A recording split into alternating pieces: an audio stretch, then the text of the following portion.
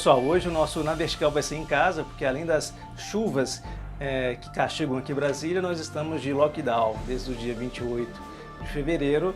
O comércio está fechado e as movimentações dentro dos espaços públicos e dos espaços comuns tem que ser evitada nesse momento. E muitas pessoas estão me perguntando qual que é a minha opinião sobre a questão do lockdown, qual que é a opinião sobre a respeito do fechamento do comércio, a crise econômica, se isso vai impactar ou não na pandemia. E eu gostaria de, Na Vertical, comentar um pouquinho sobre qual que é a minha opinião sobre essas questões. E é claro, sempre com muito respeito a todos os lados que fazem parte dessa conversa e sabendo que isso, obviamente, é uma opinião de cunho pessoal. Então eu refleti um pouco sobre isso e eu queria trazer duas análises, ou análises dos dois lados envolvidos dentro desse debate.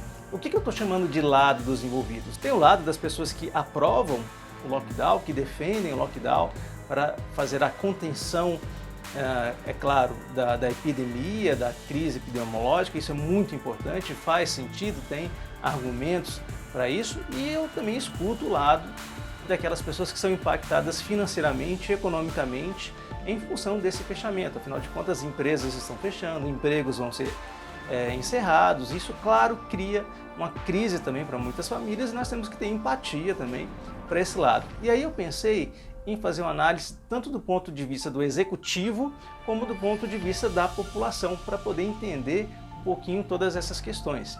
Então vamos pensar um pouquinho na dimensão do executivo, do governo, dos nossos governantes ali em relação a essa pandemia.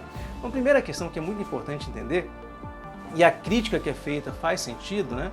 É a questão do planejamento e da execução das ações para minimizar o impacto da pandemia. Nós já estamos um ano vivenciando essa pandemia e muitos dizem, e eu concordo com isso, já seria tempo suficiente para que algumas ações já tivessem sido preparadas para momentos de crise como esse que a gente está vivenciando agora.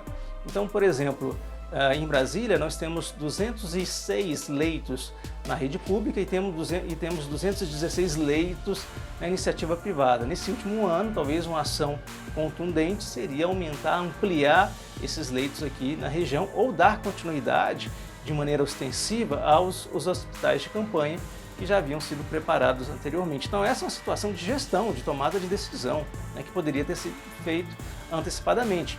Uma outra situação também que poderia ter sido feita antecipadamente é criar um plano de contingência.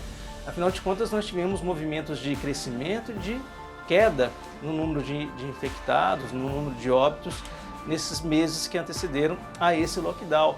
Então era possível pensar, por exemplo, que a partir de algumas variáveis, clima, períodos de festas, enfim, já seria viável identificar situações de pico na pandemia. E sabendo disso, poderia ter sido preparado planos de contingência, por exemplo, para a questão de pagamento dos impostos ou pagamentos de encargos públicos.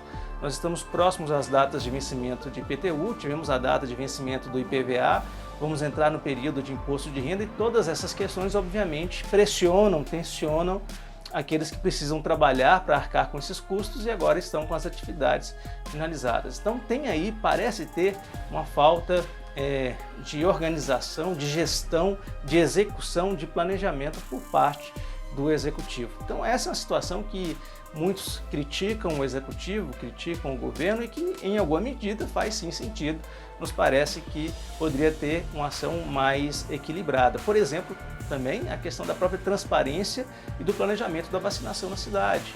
Não especificamente pela ausência da vacina, que isso é uma variável que é difícil de controlar, mas dentro daquilo que já existe de lotes de vacina na cidade, como é que está acontecendo esse processo de vacinação. Então são algumas questões dentro do executivo que teriam que ser respondidas e teriam que ser observadas. Por outro lado, a gente tem que fazer também uma crítica, uma reflexão a partir do posicionamento da população como um todo, da população da cidade, né? Porque o que acontece? Se de um lado nós temos um executivo que está falhando ali em algumas tomadas de decisão, análise de cenário e efetivação de uma luta contra a pandemia, do outro lado também nós temos uma série de situações onde a população não colabora. Então é comum em várias cidades, não somente em Brasília, mas em várias cidades, verificar aglomerações em bares, em restaurantes, em festas, em entretenimento, em uma série de situações. É claro que quando você fecha A cidade, quando você estabelece um lockdown, existe uma série de pessoas que ainda assim estarão em suas atividades, porque eles são responsáveis pelos serviços essenciais. Então, dezenas de milhares de pessoas estão nos supermercados, nos hospitais, nas clínicas, nos postos de combustível, porque são serviços essenciais. E isso justifica a sua saída. Mas você tinha um processo anterior, dezenas de milhares de pessoas em situações de entretenimento contínuo, que muitas vezes não respeitava os parâmetros mínimos de contenção da epidemia. Então essa é uma situação importante e preocupante também.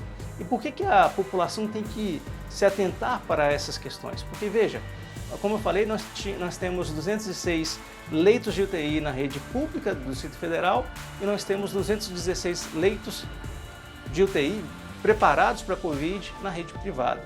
Só que o Distrito Federal tem mais de 3 milhões de habitantes.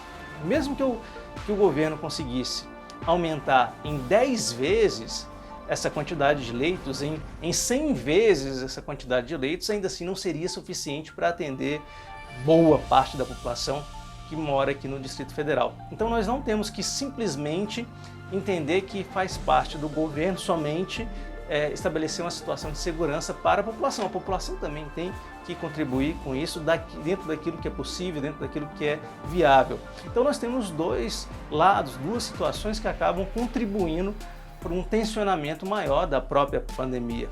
E acaba que chega num estado que, se você não faz uma contenção como está sendo feita, nós podemos ter um número de óbitos muito superior, e esse número de óbitos não vai acontecer nessa semana de lockdown ou na próxima, vai acontecer daqui 15 dias, daqui 20 dias, que é a consequência de uma maior abertura ou flexibilização de um movimento como esse. Resumo da ópera, eu acho que nós temos que pensar em projetos coletivos.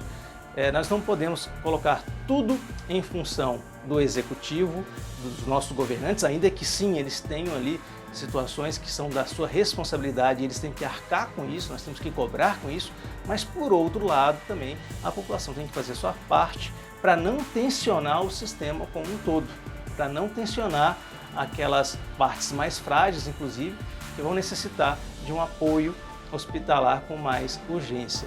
Isso tudo me faz me lembrar um pouquinho da ideia de responsabilidade e de corresponsabilidade do filósofo Hans Jonas. Ele comenta que nós temos que ser responsáveis tanto pelas nossas ações do presente, dentro da nossa área de interferência, como também das consequências dessas decisões que nós tomamos nas gerações futuras, para o futuro. Então, quando eu faço algo que pode tensionar essa situação, eu também tenho que ser responsável pela consequência que isso vai gerar no futuro. E talvez nós estejamos aí respondendo a uma ação passada que gerou uma consequência, e essa consequência está dificultando ainda mais a nossa vida nessa pandemia. Tá bom? Segue a reflexão, espero que faça sentido para vocês. Se cuidem, cuidem da sua família, e a gente se encontra em outro momento, e espero que com muita saúde e com muita tranquilidade também. Um grande abraço.